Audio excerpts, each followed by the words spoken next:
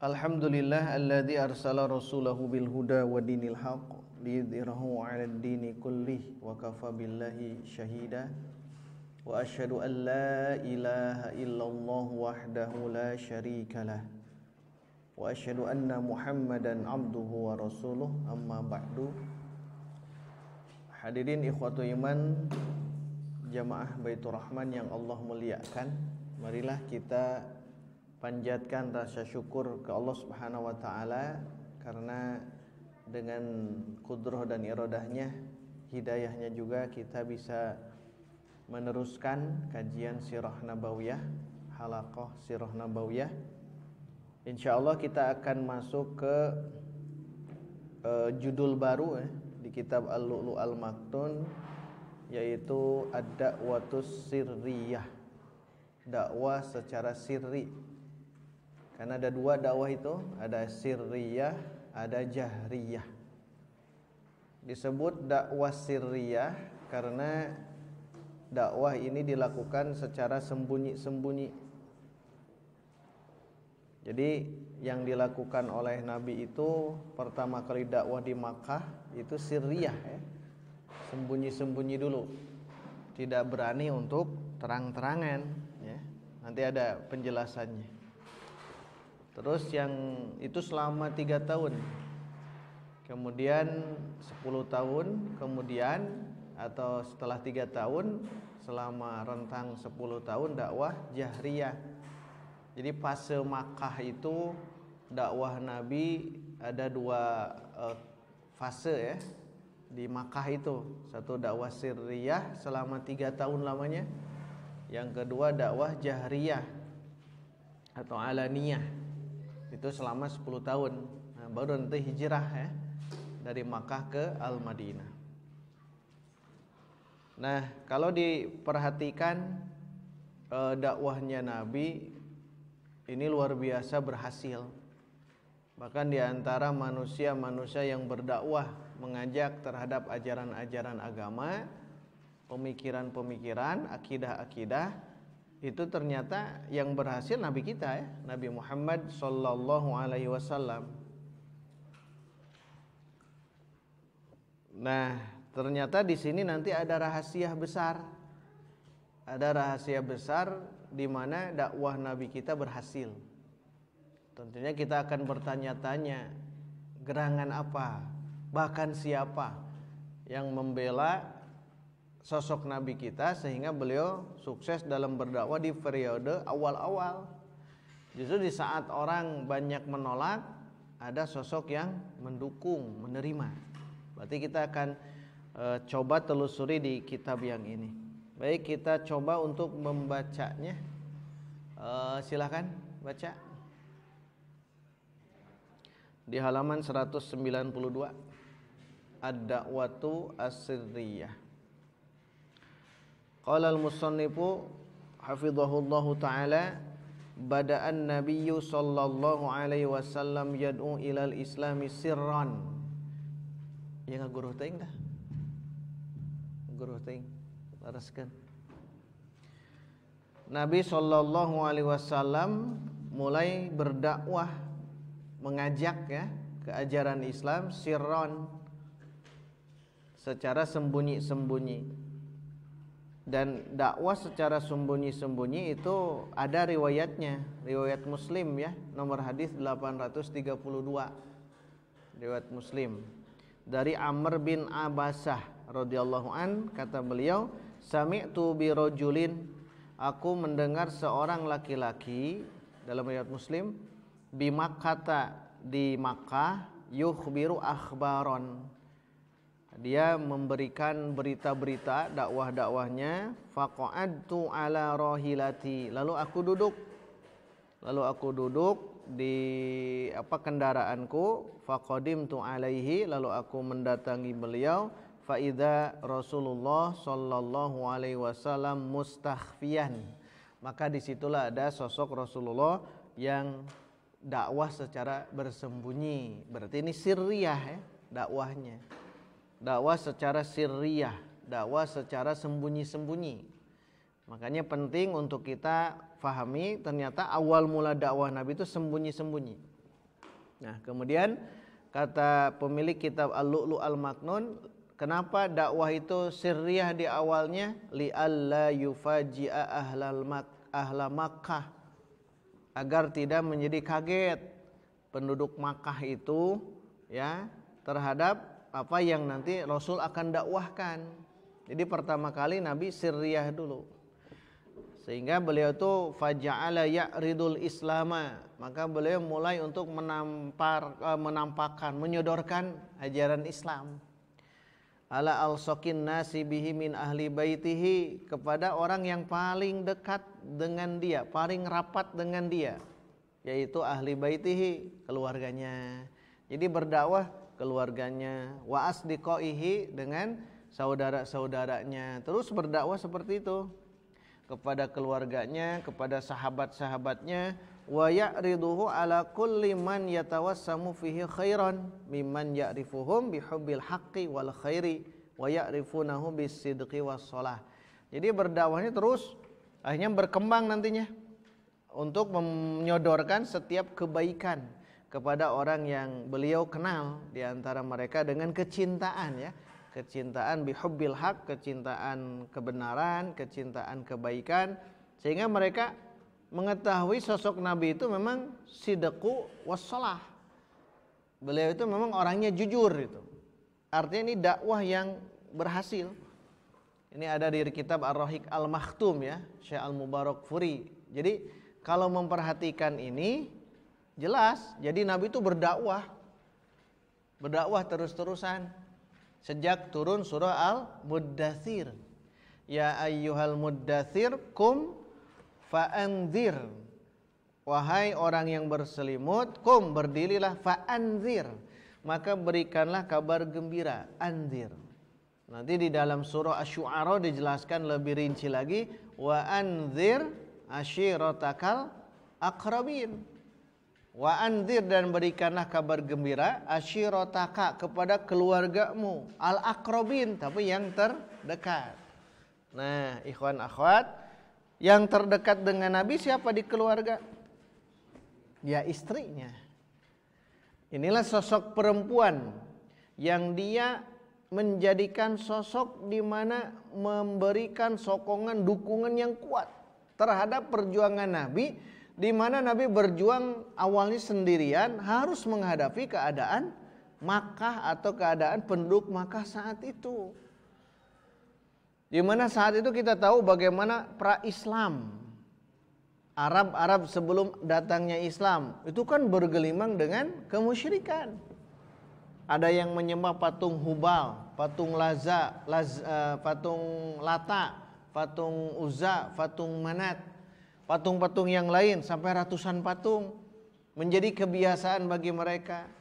Belum khamar sudah menjadi kebiasaan mereka, belum apalagi perjudian, perzinahan. Luar biasa, di mana-mana itu kemaksiatan, kemungkaran, dan paling parahnya itu kemusyrikan. Nah, sosok nanti ada seorang perempuan yang nanti jadi sorotan utama. Jadi sudah menjadi studi kelayakan. Sosok perempuan ini disebut At-Thahirah di zamannya gitu. Di zaman sebelum beliau nikah kan diberi gelar At-Thahirah, perempuan yang suci. At-Thahirah. Bahkan Sayyidatun Nisa'il Alamin. Jadi pemimpinnya perempuan di alam semesta ini di zaman itu. Bahkan disebut Sayyidatun Nisa'il Alamin fid dunya wal akhirah, lain di dunia unggul, tapi nanti di akhirat. Berarti ini sudah dinobatkan. Belum nanti diberi gelar Ummul Mukminin. Masya Allah, ini luar biasa gelarnya. Dan gelar ini disematkan memang gelar oleh masyarakat saat itu. Bukan gelar seperti sekarang. Sekarang ingin punya gelar magister, doktor, bahkan ingin profesor, gampang sekarang aja. Tinggal kuliah, kemudian mau bagus mau tidak, disematkan gelar bagi seseorang, bahkan nanti akhirnya profesor, kan mudah hari ini. Tetapi zaman dulu gelar At-Thahirah, gelar sayyidatun nisa'il mu'minin, sayyidatun nisa'il alamin, bahkan ummul mukminin. Wah, itu gelar luar biasa. Makanya kita akan sorot siapakah beliau. Terus saya kitabnya nah ada ya. Ya, saya bacakan. Atau ana nu macana itu. Bismillah.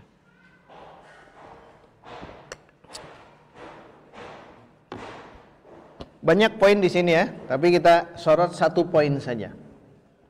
Islamu Khadijah bintu Khuwailidin radhiyallahu anha. Masuk Islam Khadijah binti Khuwailid. Ini judul awal ya.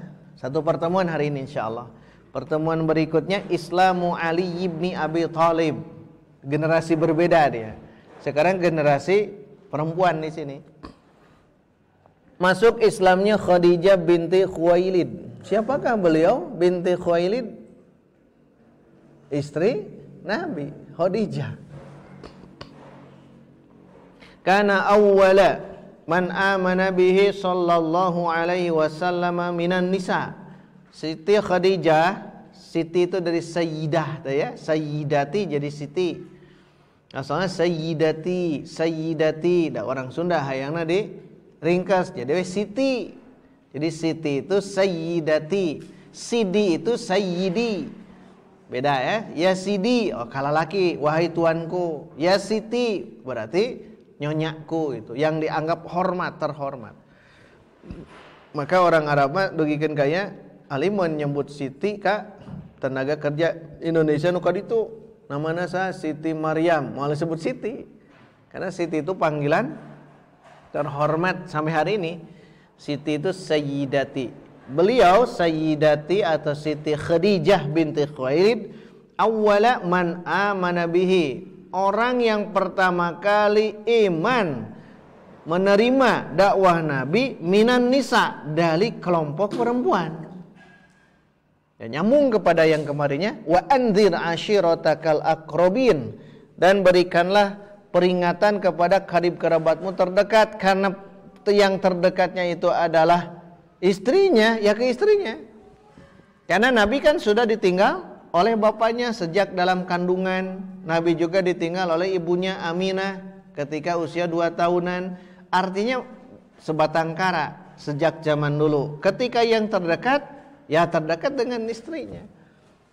Dan istrinya ternyata orang yang pertama kali masuk Islam dari kelompok perempuan. Bahkan beliau menegaskan bal awwalu man amana bihi alal itlaq. Secara umum sosok Khadijah itu bukan hanya dari kelompok perempuan, tapi manusia pertama kali yang iman. Manusia yang pertama kali iman terhadap Muhammad sebagai Rasul adalah Khadijah. Sama seperti Saroh saat itu ya. Saroh ketika beliau mengimani terhadap sosok Nabi Ibrahim alaihissalam. Jadi sosok Nabi Ibrahim nanti yang beriman pertama kali adalah Saroh. Bapaknya Azar itu tidak iman. Nah ini juga sama. Khadijah bukan hanya perempuan, bukan hanya kelompok perempuan. Secara umum beliau pertama kali masuk Islam. Dan beliau adalah zaujuhu Khadijah bintu Khuwailidin radhiyallahu. Nah ini juga sama. Ternyata Khadijah bukan hanya istri Nabi sallallahu alaihi wasallam.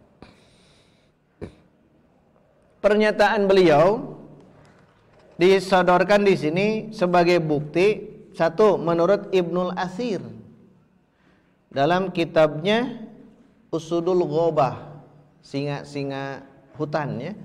Satu kitab membahas tentang biografi agung karya Ibnul Athir.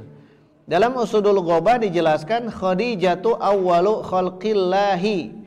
Khadijah itu adalah makhluk Allah yang pertama kali aslama, masuk Islam, bi ijma'il muslimin. Itu menurut ijma'nya kaum muslimin. Ahli sejarah berarti ya. Ahli sejarah mengatakan yang pertama kali masuk Islam itu bukan Abu Bakar, bukan Ali, tapi Khadijah dulu. Kita pernah sebutkan ini di awal Badil Wahyi kan ya. Sudah kita jelaskan. Lam yataqaddamha rajulun wala imra'atun. Tuh jelas kata Ibnu Atsir dalam Usudul Ghobahnya. Tidak ada seorang laki-laki pun juga seorang perempuan yang mendahului Khadijah yang masuk Islam. Berarti Khadijah lah. Itulah sebabnya kenapa Nabi merasa kangen ya, sono rindu kepada Khadijah yang sudah meninggal. Membuat cemburu istri-istri beliau ya. Cemburu. Kenapa? Khadijah itu luar biasa, perjuangannya luar biasa. Nanti bisa dibaca ya di sirah beliau. Itu yang pertama, Ibnul Atsir menegaskan bahwa Khadijah lah yang pertama kali masuk Islam. Yang kedua Al-Hafidz. Tentunya Al-Hafidz Ibnu Hajar. Dalam Al-Isobah. Nah, selain Fathul Bari di situ ya, tentang syarah Bukhari, beliau juga membuat kitab namanya Al-Isobah. Al-Isobah fi Tamyizis Sahabah. Satu kitab yang menjelaskan tentang kelebihan sahabat-sahabat Nabi yang agung. Namanya Al-Isobah, karya Ibnu Hajar. Berjilid-jilid juga.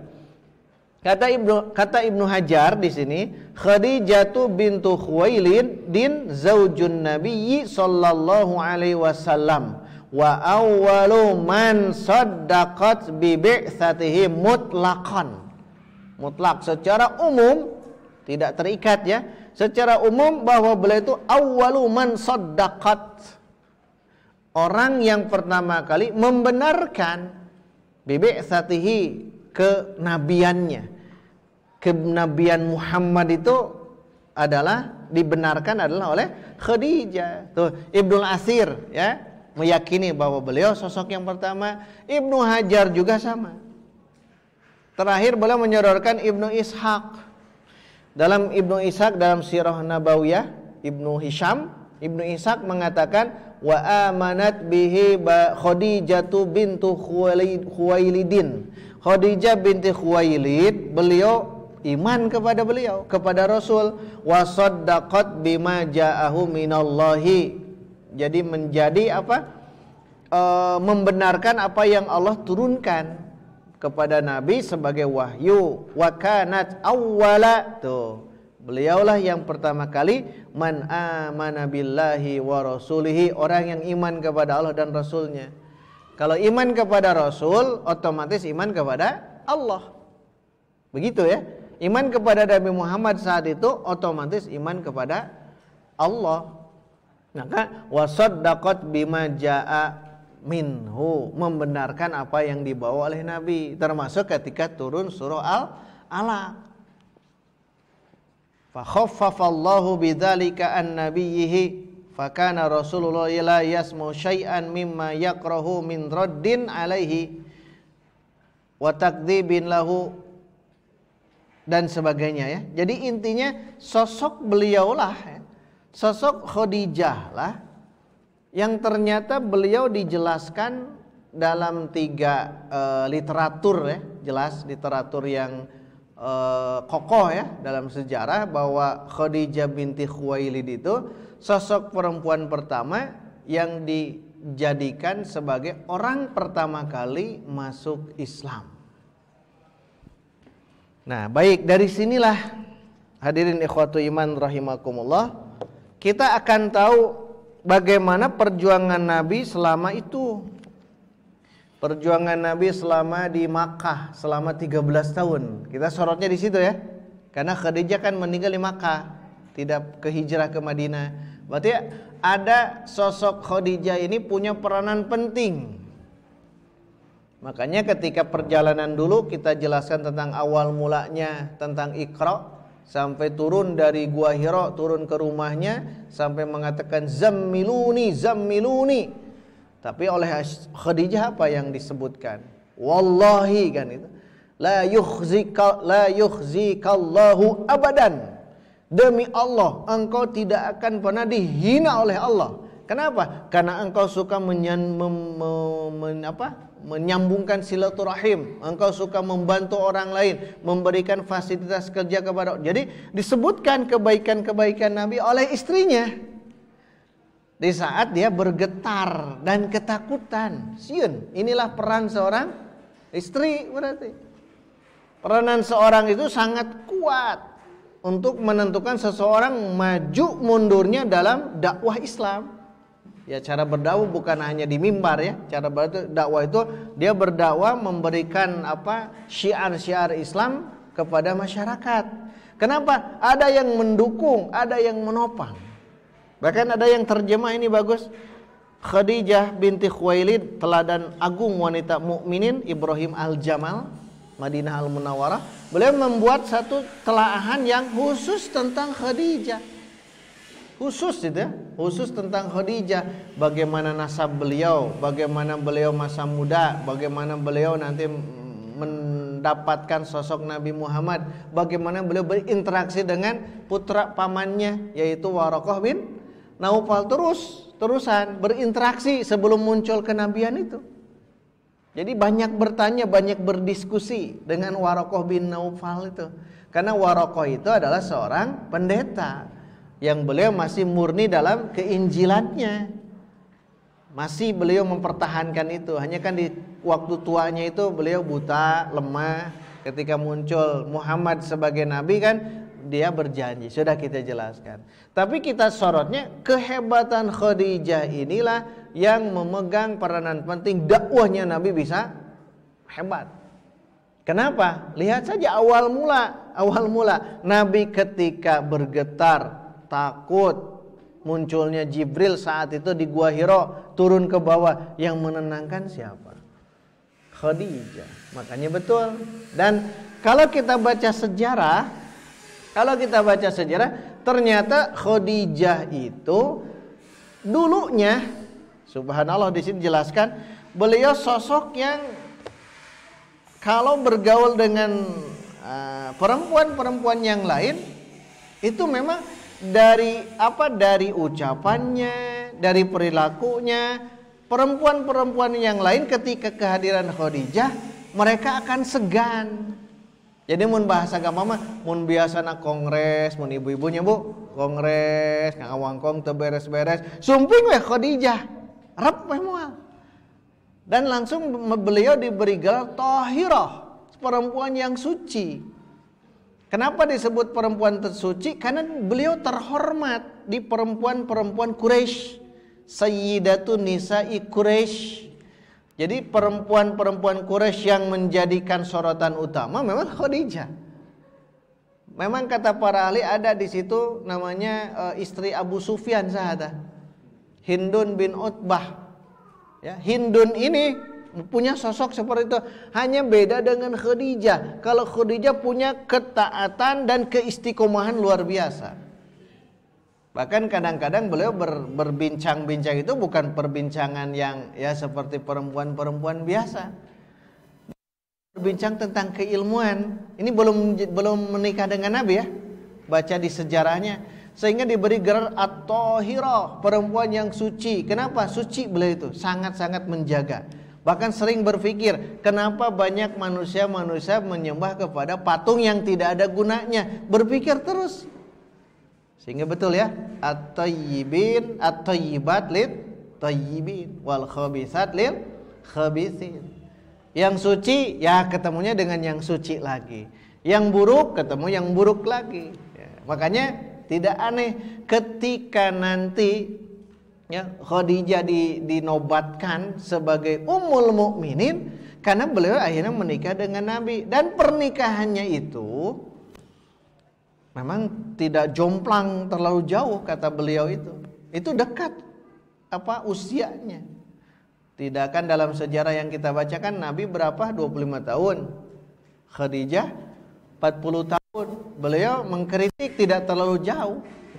Dan ternyata kehebatan Khadijah itu melihat sosok Nabi ketika beliau menikah gitu. Ternyata sosoknya bukan dari kekayaan, tapi dari cara berbisnisnya. Berarti Khadijah sebelumnya punya kekuatan berbisnis dan mempunyai harta yang berlimpah juga. Jadi ada poin penting yang harus kita sorot. Dan ternyata bapaknya Khadijah, Khuwailid inilah orang yang terpandang saat itu juga. orang yang mempunyai sorotan di masyarakat, sehingga turunlah kepada Khadijah dan terhormat Khadijah itu. Thahirah, sayyidatu nisa'il Quraisy. Jadi di antara perempuan Quraisy ketika datang Khadijah itu mereka itu akan semakin hormat, santun kepada Khadijah. Maka subhanallah, inilah rahasianya. Ketika masuk pernikahan muncullah. Dan kelebihan Khadijah itu biasanya beliau membantu orang lain. Jadi kelebihan beliau itu membantu orang lain yang belum punya pekerjaan, yang belum punya kasab, belum punya apapun juga dibantu. Nah, kelebihan akhlak beliau di sini sehingga disanjung oleh wanita-wanita Quraisy saat itu. Nah, berarti tetap saya berpikir ikhwatul iman, kehebatan itu ada di sini. Kehebatan Nabi itu ada di sini nantinya. Ada dukungan, sokongan. Dan Allah sudah menakdirkan Khadijah lah sebagai istri pertama. Makanya lihat dalam sejarah, apakah Nabi menikah selama Khadijah hidup? Dalam sejarah, lihat. Kan tidak pernah. Nabi itu tidak pernah menikah kepada istri manapun juga selama Khadijah ada. Kenapa? Dukungannya luar biasa. Apalagi ketika waktu boikot ya, nanti masuk ke bab boikot. Nabi diboikot ke orang-orang Quraisy. Tapi lihat yang menjadi wasilahnya. Khadijah meminta kepada orang-orang Quraisy tertentu untuk memberikan makanan kepada Nabi dengan sahabat di saat itu, walaupun agak susah. Dan akhirnya Khadijah juga punya peranan untuk membuka boikot itu. Dan Khadijah itu berarti Khadijah punya strata, punya kedudukan yang tinggi di antara bangsa Quraisy saat itu. Ketika ada orang-orang yang menolak, Khadijah lah yang beliau mengimaninya. Dan harta yang beliau miliki, kemana kan eta? Harta yang beliau miliki kan untuk kepentingan Islam. Inilah hebatnya Khadijah. Maka nanti dalam sejarah, saya bacakan di sini tafsir Al-Masad ya, karya Ibnu Taimiyah sejilid ini khusus tentang Al-Masad saja. Al-Masad dan Al-Masad. Surat Al-Masad. Itu apa? Fiji dia hablum. Surat naon? Nah, kata Ibnu Taimiyah rahimahullahu taala, ini dalam rumah tangga berarti. Wa yakunul madhkuru fil Qur'an, dan yang disebutkan di dalam Quran min hali zaujaini, di antara kedua pasangan suami dan istri, qad ammal aqsamal mumkinah wa hiya arba'ah. Bisa dimungkinkan kita bagi ada 4 bagian kalau lihat dari Quran, kata beliau. Yang pertama, fa inna zaujaini imma an yakuna sa'idaini. Ini yang pertama. Pasangan ini, suami istri ya, pasangan ini bisa saja dua-duanya sa'idaini, bahagia. Pasangan yang pertama ini bisa saja bahagia. Pasangan yang ideal yang ini ya. Ideal ya alhamdulillah kalau ideal ini. Kalau tidak ideal ya berarti kita sedang diuji oleh Allah. Jadi yang pertama itu sa'idaini, 2 pasangan yang berbahagia. Ka Ibrahim al-Khalil wa ahli baitihi, seperti Nabi Ibrahim dengan keluarganya. Itu kan 2 pasangan ideal. Nabi Ibrahim dengan Sarah, nanti lahirlah Ishak. Ishak nanti lahirlah Yakub. Dari Yakub banyak keturunan dan ada Nabi Yusuf di situ ya. Yang lain-lain jadi Yahuda, tapi beda ibu itu teh. Beda ibu. Takkan lamun ninggalin ya, tinggal ibuna. Tinggal ibuna karena ibu itu madrasatul ula. Sekolah pertamanya anak itu ada di ibu. Jadi kekuatan di rumah tangga memang yang ini. Ibrahim disokong oleh Sarah kan? Sarah sampai memberikan siapa itu teh? Hajar. Sarah kan memberikan Hajar sebagai hadiah dari Raja Mesir, Raja Muqawqis, Raja Mesir itu diberikanlah Hajar. Maka Sarah memberikan kepada Ibrahim, dinikah, akhirnya mendapatkan putra namanya Ismail. Inilah kekuatan Sarah luar biasa. Belum nanti Nabi Ibrahim dengan Hajar sendiri gitu. Dan Nabi Ibrahim dengan Hajar, kan Ismail itu kan dibiarkan oleh Ibrahim alaihissalam dalam Qisasul Anbiya. Tapi ternyata walaupun hanya oleh siapa Hajar saja Ismail bisa tumbuh di Makkah. Artinya kekuatan inilah, kekuatan yang menopang itu ada di rumah tangga model seperti ini. Yang kedua, wa imma an yakuna syaqiyaini. Nu kadua mah tibaliknya, anu ieu mah dua-duanya bahagia, kalau yang ini syaqiyaini, dua-duanya celaka. Celaka ieu mah dua-duana. Nu kahiji contohnya adalah Abu Lahab. Abu Lahab, istrinya diberi gelar siapa? Hammalatal hatab. Itu teh gelarnya. Hammalah yang selalu membawa al-hatab kayu bakar. Gelarnya itu. Jadi Abu Lahab dengan Hammalatal hatab sosok pasangan suami istri yang syaqiyya ini, yang celaka dua-duanya. Celaka dua-duanya. Nah, ini yang tidak ideal yang ini. Itu yang kedua. Jadi yang pertama Sa'idah ini dua-duanya bahagia. Contohnya Nabi Ibrahim dan Nabi Muhammad ya, di sini dimasukkan Nabi Muhammad dengan keluarganya, karena dengan Khadijah tak masuk ke situ. Makanya lihat sosok Nabi Muhammad itu, waduh dahsyat luar biasa ketika menikah dengan Khadijah, nanti dengan Aisyah, nanti dengan Saudah dan sebagainya. Itu luar biasa ya, luar biasa hebatnya Nabi bisa mempertahankan rumah tangga sampai mereka itulah disebut Ummul Mukminin, ibunya kaum mukminin. Yang ketiga, wa imma an yakuna zauju sa'idan wal mar'atu syaqiyatan. Nah, ya mesti balik ya mah. Yang ketiga itu suaminya bahagia, istrinya celaka. Suaminya bahagia, istrinya celaka. Siga saha? Nuh dan Lut alaihi wassalatu wassalam. Seperti istri Nabi Nuh, istri Nabi Lut. Suami nama Sa'idan, tapi yang syakian adalah istrinya, istri Nabi Nuh dan istri Nabi Lut. Itu berarti memberikan gambaran di mana kesalahan istri Nabi Lut dan istri Nabi Nuh, nanti dijelaskan sebentar lagi. Tapi yang jelas ini contoh di mana suaminya bagus, suaminya solih, tapi istrinya tolih, salah. Yang keempat, wa imma bil aks. Sebaliknya kalau yang empat, seperti siapa? Ka Fir'auna wa imra'atih, seperti Fir'aun dan istrinya. Siapa istrinya? Asia binti Muzahim. Asia binti Muzahim ini terbalik seperti istri Nuh dan istri Lut.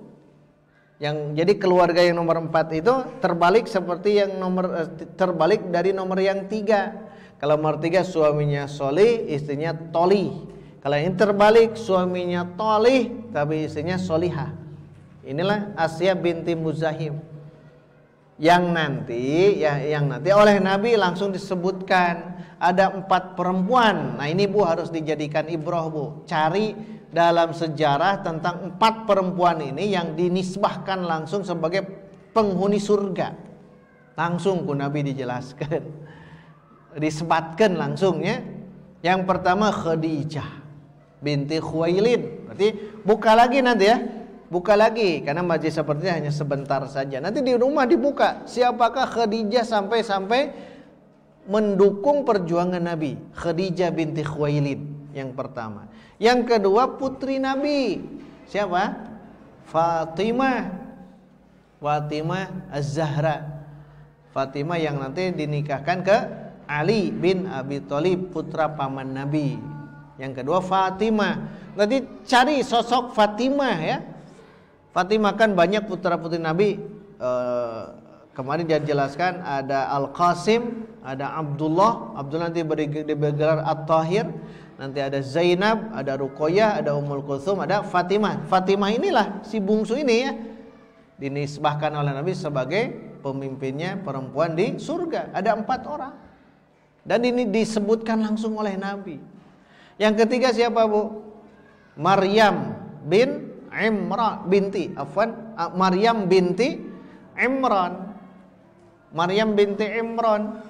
sosok Maryam yang nanti melahirkan sosok Nabi Isa alaihissalam. Berarti Maryam inilah yang nanti disebutkan oleh Nabi sebagai penghuni surga. Yang terakhir siapa?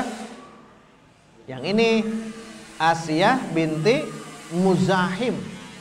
Asiyah binti Muzahim, istri Fir'aun. Nah, ini unik juga. Nanti oleh ikhwatu iman dicek di Quran, di sini disebutkan di surah At-Tahrim ayat 10, ayat 11, ayat 12 terus sampai nanti ke akhirnya ya. Sampai terakhir. Pokoknya surah At-Tahrim di ayat 10 sampai akhir yang disebutkan daraballahu mathalan lil ladzina kafaru imra'ata Nuh wa imra'ata Lut. Nanti di ayat 11-nya wa daraballahu mathalan lil ladzina amanu ra'ata fir'aun id qalat rabbi dan sebagainya. Nanti terakhir wa maryam ibnata imran allati ahsanat farjaha. Jadi 3 ayat ini menjelaskan sosok-sosok yang tadi. Nah, disebutkan kalau Hammalatal Hatab, Ummu Jamil itu ya, istri Abu Lahab, Hammalatal Hatab, dosana naon sih? Dosanya apa dia? Hammalatal Hatab ini wa imra'atuhu hammalatal hatab. Tah eta teh dosana naon? Aya suamina celaka, istri juga celaka. Tapi cirinya di mana? Sosok sebagai ibrah bagi kita sebagai seorang istri. Ternyata kata beliau, al-mar'atul lati a'anat zaujaha, perempuan atau istri yang membantu suaminya. Saya tebak itu ngabantosan. Saya seorang perempuan, seorang istri yang membantu suaminya itu bagus. Tetapi lihat ala ma'asillah. Aduh no ya. Membantu kepada maksiat kepada Allah. Jadi hammalatul hatab ini celaka sebagai pasangan hidup ini. Kenapa? Karena dia membantu suaminya dalam kemaksiatan. Membantu suaminya dalam kemaksiatan kepada Allah. Makanya ya ini yang celaka. Artinya Abu Lahab dengan istrinya Hammalatal Hatab fi neraka. Itu sosok contoh seorang istri yang mendukung, menyokong, tapi bukan dalam perjuangan Islam, mendukung dalam kemaksiatan. Adapun istri Nuh, adapun istri Lut, kata beliau, cing naon tah dosana. Tadi mah membantu kemaksiatan. Tah enak istri Nuh, istri Lut, dosana naon? Al-mar'atul lati asad zaujaha. Istri Nabi Nuh, istri Nabi Lut itu dia seorang istri yang bermaksiat kepada suaminya. Fi ta'atillah. Tadi mah fi maksiatillah. Jadi ngabantu salakina dina kamaksiatan, hammalatal hatab eta mah. Sedangkan imro'atu Nuh, imro'atu Lut itu dia maksiat kepada suamina dalam ketaatan kepada Allah. Kudu nama taat ya henteu. Tuh jadi berbeda. Berbeda ininya ya antara walaupun dua-duanya itu dosa. Tapi kalau hammalatal hatab ini dia membantu suami dalam kemaksiatan, ari imro'ah Nuh dan Lut itu adalah dia seorang istri yang bermaksiat kepada suaminya dalam hal ketaatan kepada Allah. Di mana tah? Nya tadi zaman Nabi Lut ya geuning, sudah kita jelaskan.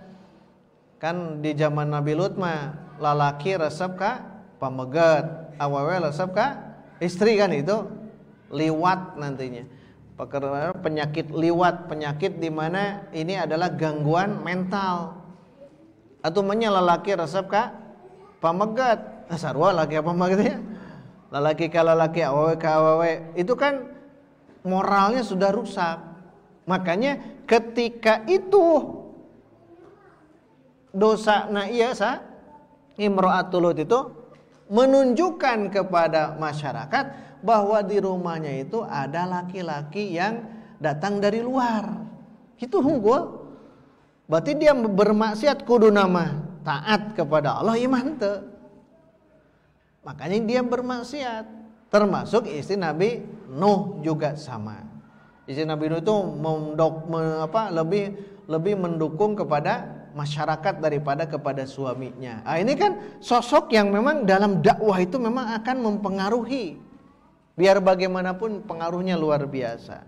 Yang terakhir Asyah imra'ah Fir'aun, Asyah binti Muzahim. Beliau itu apa kalau beliau?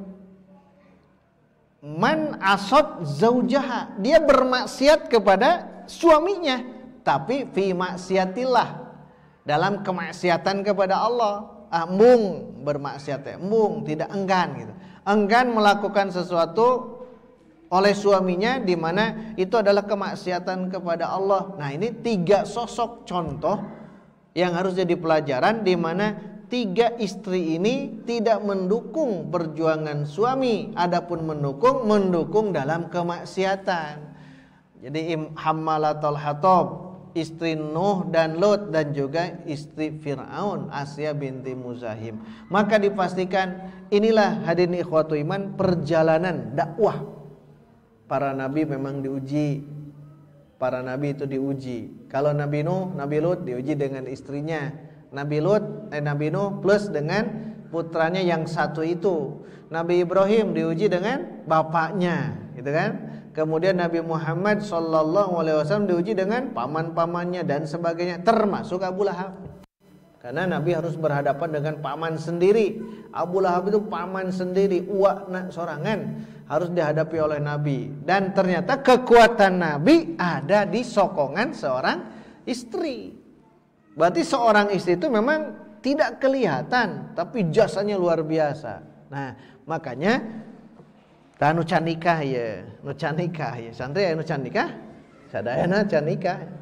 Ketika menikah, yang harus dilihat itu bukan karena kecantikan saja, bukan hanya karena kekayaan, bukan hanya karena darah biru, tapi yang harus diprioritaskan yang utama adalah fadfar bidzatid din. Ambillah yang beragama. Fadfar bidzatid din. Ambil yang beragama, bukan karena cantik relatif. Geulis cek Azka ya, beda geulis cek saha Afrijal. Beda kriteriana itu teh. Pasti beda. Dan itu kalau hanya melihat kecantikan, kita akan menjadi melihat perempuan yang lain ketika menikah itu akan semakin lebih cantik daripada yang kita punya kalau melihat kecantikan. Tunkahul mar'atu li arba'in, gitu kan, jelas. Li jamaliha, karena kecantikannya. Wajar kalau kecantikan, silahkan, tapi nanti akan dihinakan. Yang kedua, li hasabiha, hasab atau nasab, darahnya darah biru ya mah ya. Atau limaliha, karena hartanya, oh iya mah beunghar, seperti itu. Itu secara manusiawi. Tetapi Nabi menegaskan, ambil yang keempat, fadfar bidzatidin, ambil karena agamanya. Kalau kita mengambil karena agamanya, taribat syadaka, maka kita akan berbahagia, tidak akan capek.